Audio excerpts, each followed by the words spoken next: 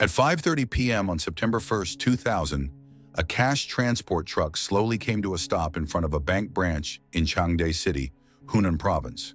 Two police officers, Xiao Qudong and Wang Jianguo, quickly got out of the vehicle to carry out their duties.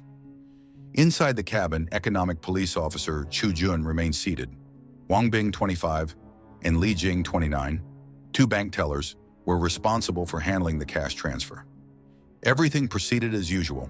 No one could have anticipated that in just moments, a horrifying tragedy was about to unfold.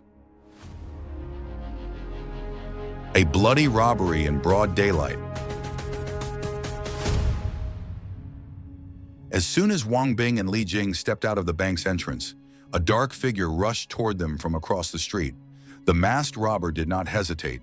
He drew his gun and fired multiple rounds in rapid succession. The sharp crack of gunfire echoed through the air, and blood splattered everywhere. Both men collapsed on the spot, their bodies convulsing briefly before lying motionless. In an instant, the silence was shattered by panicked screams. People inside the bank scattered, desperately seeking shelter from the hail of bullets. Outside, the three police officers barely had time to react to the gunfire before another group of robbers, emerging from multiple directions, opened fire. Xiao Qudong and Wang Jianguo were hit, their bodies crashing onto the pavement, their heads slamming against the hard ground. Inside the truck cabin, Chu Jun was shot dead instantly, his blood soaking into the leather seat. The robbers wasted no time. They lunged forward and seized the two submachine guns from the fallen officers, containing a total of 15 rounds. But just then, the bank's alarm blared, sending an emergency signal echoing through the streets. Realizing time was running out, they turned their attention to breaking into the cash transport truck, but all efforts proved futile. With no other choice, they decided to flee. During their escape, they hijacked a taxi in the middle of the busy road. When the driver resisted, a single gunshot ended his life instantly. Not stopping there, the robbers fired indiscriminately into the crowd, injuring three more people, one of whom was a 3-year-old girl. 3 minutes after the robbery began, Changde police investigators arrived at the scene.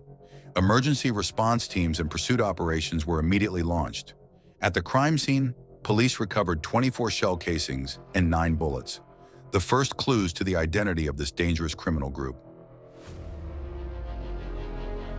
The chase, a vanishing trail. Based on initial descriptions, police identified a gang of 5 robbers, all dressed in dark blue, wearing hats and masks. Among them, 2 were approximately 1.7 meters tall, while the other 3 were smaller, with slim builds, some even resembling women. Tracing their escape route, investigators discovered the gang had turned into a deserted alley near Ganglu Temple, an area devoid of security cameras. From there, all traces of them vanished. The people of Changde were gripped with fear. A bold robbery executed in broad daylight, right outside what was considered the most secure branch among the 17 locations of the Agricultural Bank of China. Yet it was still attacked so ruthlessly. The entire crime lasted less than 2 minutes, indicating that this was no ordinary gang, but rather a professional criminal organization with a meticulously calculated plan. Examining the crime scene, police concluded that the gang possessed exceptional marksmanship and executed a swift, coordinated escape, proving their deep familiarity with the area. Furthermore, forensic analysis confirmed that the gun used in the robbery had previously appeared in a heist in Chongqing. Even more disturbingly, the suspects' physical characteristics matched those of the perpetrators in that case. By 9 p.m. the same day, despite an extensive manhunt, the police still had no leads on the criminals' whereabouts. The Changde Police Department immediately mobilized over 1,000 officers and launched an interprovincial patrol operation. Thousands of police officers, armed forces, and military personnel were deployed across Hunan, Hubei, and Chongqing. A triple-layered blockade with 194 checkpoints was established, prepared to search every possible hiding spot. However, just as the dragnet was tightening, a heavy rainstorm swept over the city, significantly hampering the search efforts. With the situation appearing increasingly dire, officers suddenly discovered a discarded blue cap inside the hijacked taxi near Ganglu Temple. Tracking dogs were brought in and led investigators along a long trail, but the scent abruptly disappeared in a remote area. Tension filled the entire investigative team. The only lead had been lost, leaving everyone on edge. But just then, an unexpected detail surfaced, one that caught the attention of every investigator in the room. The mysterious disappearance of the bank president. Half a month before the robbery on August 15th, a baffling disappearance took place. Hunan Lian, the president of the agricultural bank in Anxiang County, Changde City, and his wife suddenly vanished without a trace. That evening, the Hu family gathered for dinner as usual. At 8:30 p.m., a subordinate called Hunan Lian to discuss work. However, the phone rang for a long time without being answered. When the caller tried again, the line had already been disconnected. The next morning, neighbors noticed that Hu's house door was wide open, but no one was inside. Assuming the owners had simply forgotten to close it, they took the initiative to shut it. Everything seemed normal until 9 a.m. when a county official arrived at Hu's residence for a business discussion. After receiving no response, he knocked on the door and called Hu's phone, but still no one answered.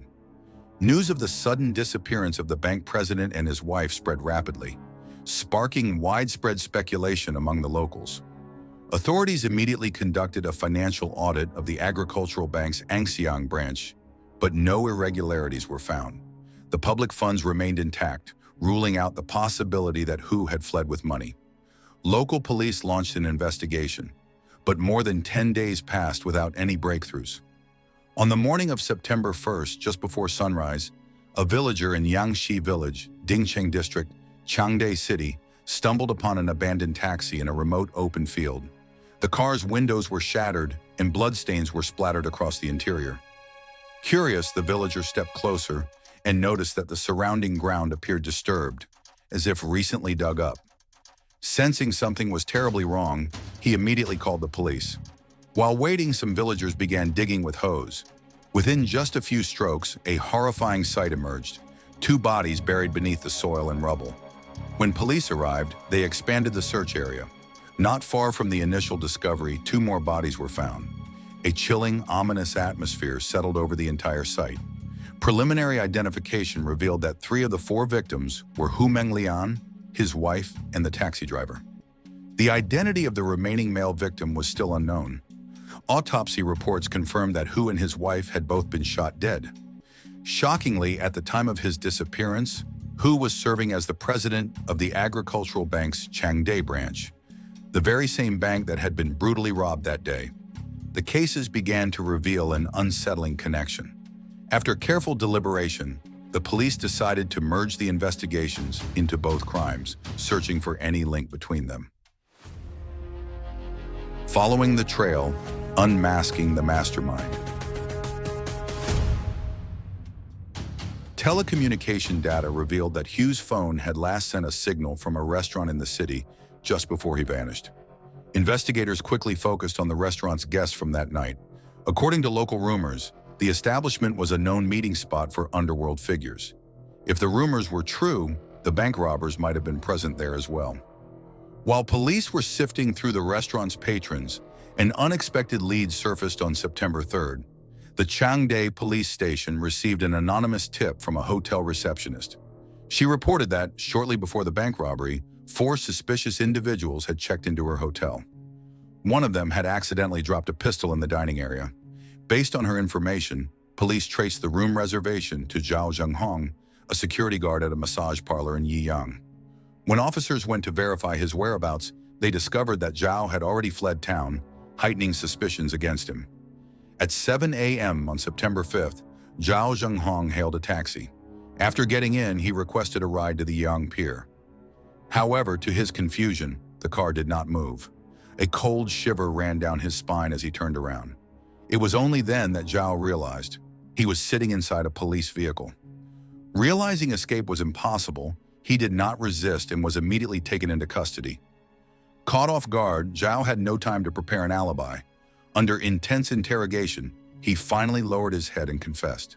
According to his statement, his accomplice was Li Jing, who was still in Yiyang. Later that same day, police apprehended Li Jing. A search of his residence uncovered a fully loaded assault rifle and several crucial pieces of evidence. From their confessions, police identified the true mastermind behind the robbery, Chu Jun, a dangerous criminal from Anxiang County, Changde City. Raiding the criminal hideout, the kingpin and his lovers captured. Investigations revealed that Chu Jun had a mistress named Chen Li, a receptionist at a nightlife establishment in the city. More than just a lover, Chen Li played a key role in recruiting new members into his gang. Police raided Chen Li's residence, a private house that Chu Jun had purchased for her in Changde City. As the door burst open, a chilling scene unfolded before them. Inside the apartment, officers discovered 10 handguns of various types, 2 small submachine guns, a grenade, and over 1,000 rounds of ammunition. Among the seized weapons were 2 firearms that had belonged to the police officers killed in the September 1st bank robbery. Additionally, police found more than 20 identification cards, all belonging to murder victims. Confronted with the undeniable evidence, Chen Li had no choice but to confess. She revealed that Chu Jun had fled to Guangzhou not long before the raid. According to her testimony, Chu Jun was not acting alone. He had a trusted lieutenant, Chen Shiqing, who played a crucial role in the organization. Their gang was large, consisting of no fewer than 10 members. On September 6th, police arrested several more gang members and issued a nationwide special warrant for Chu Jun and Chen Shiqing. Using advanced investigative techniques, authorities soon discovered that Chu Jun had used a fake ID to board a flight and escape.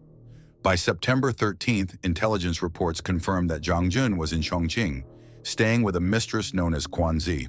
While undercover officers investigated Quanzi, an unexpected witness provided a crucial tip. The witness claimed that his ex-wife, Yan Min, had once been involved with a man from Hunan named Wang Bing, who bore a striking resemblance to Chu Jun. Police immediately detained Yan Min and pressured her for information. After hours of interrogation, she finally revealed that Quanzi's real name was Yang Mingyan, a 28-year-old woman. On September 18th, police discovered that Yang Mingyan had abruptly left her residence, showing clear signs of preparing to flee. A manhunt was launched without delay. During the investigation, officers uncovered that Yang Mingyan had a 4-month-old daughter with a man named Long Haili. However, upon verifying records, they realized that Long Haili was yet another alias used by Chu Jun. Yang Mingyan admitted that the last time she saw Chu Jun was on September 5th, when she helped him sell a blue Satana car for 60,000 yuan. They had planned to escape together on September 18th, but when Chu Jun arrived at their meeting point and found that Yang Mingyan never showed up, he suspected that she had been arrested. Alarmed, he contacted another mistress, Quan Huangyan, instructing her to bring money and weapons to their escape point. But Chu Jun had no idea that the police had already set a trap and were waiting for him. On the evening of September 19, as soon as Quan Huangyan appeared alongside Chu Jun, both were surrounded and arrested on the spot. At their residence, police seized a large cache of firearms and discovered that Chu Jun had been studying books on weaponry and combat tactics, clear evidence that he had meticulously planned his crimes. Following Chu Jun's confession, police searched multiple locations, uncovering a massive arsenal of weapons, numerous disguises, over 10 credit cards, stock trading cards, large sums of cash, and an extensive collection of stolen jewelry, all looted from previous crimes. By September 20th, authorities had arrested more than 10 individuals connected to the case and seized a significant amount of incriminating evidence. The only fugitive still at large was Chen Shiqing. He constantly changed identities, disguising himself while traveling across various regions to evade capture. However, on October 7th, he made the mistake of returning to his brother-in-law's home in Anxiang County, Changde. His brother-in-law immediately tipped off the police, and the villagers worked together to subdue Chen Shiqing on the spot. With the last fugitive captured, the shocking case of armed robbery and murder that had gripped China was finally resolved. However, investigators soon realized that this crime was just one of many orchestrated by Chu Jun's gang. A dark past and the 5 lovers of the kingpin. During the interrogation of all suspects, police confirmed that Chu Jun was the ringleader, self-proclaimed as the CEO of Hunan's murder and robbery company. Born in 1966 to a poor farming family in Hunan, Chu Jun was the son of a concubine and was ostracized from an early age. The rejection from his family fueled a deep-seated resentment within him. At the age of 12, his mother was diagnosed with cancer, but his father abandoned her. Desperate to help his mother, Chu Jun stole money for the first time to buy food.